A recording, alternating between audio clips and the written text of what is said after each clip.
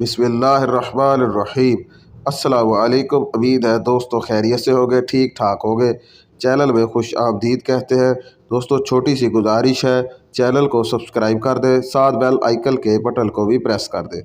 दोस्तों ये जो मैं आज आपको अमल बताने जा रहा हूँ, ये शोहर और बीवी को अपने हक़ में ताबे करने के लिए बहुत ही बेहतरीन और मुजर्रब अमल है।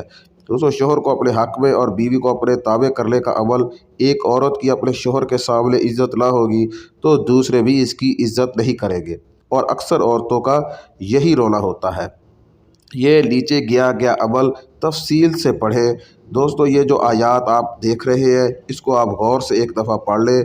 मज़कूरा आयात को कागज़ पर लिखकर अपने पास रखें और नमक या मिठाई पर पढ़कर बीवी को और बीवी खावत को खिलाए और ख़ुद भी खाए।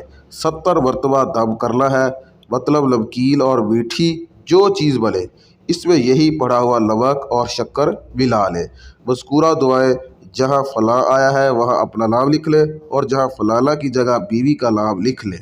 और दोस्तों ये जो नीचे दूसरे नंबर पर आयात है, ये दुआ याद कर ले और हर नमाज के बाद पढ़ा करें। इंशाअल्लाह आफ़ियत, सुकून और मोहब्बत नसीब होगा। गुनाहों को छोड़ने का अहतमाम करें और अहकाम शरीयत की पाबंदी का ख़ास ख्याल रखें। अमल की इजाज़त के लिए 3 बार अलहम्दु शरीफ और 3 बार कुल हु अल्लाह शरीफ पढ़ लें। उम्मीद है दोस्तों आपको ये वीडियो ज़रूर पसंद आई होगी। दोस्तों इस अमल को आप इंशाल्लाह 2 से 3 बार करेंगे तो आपको इंशाल्लाह इसके नताइज आना शुरू हो जाएंगे। दोस्तों हमारे चैनल को सब्सक्राइब करने के साथ साथ हमें अपने कीमती राय से कमेंट्स बॉक्स में ज़रूर आगाह कीजिएगा। अपना और अपने अहल व याल का ख्याल रखिए। अल्लाह हाफिज़।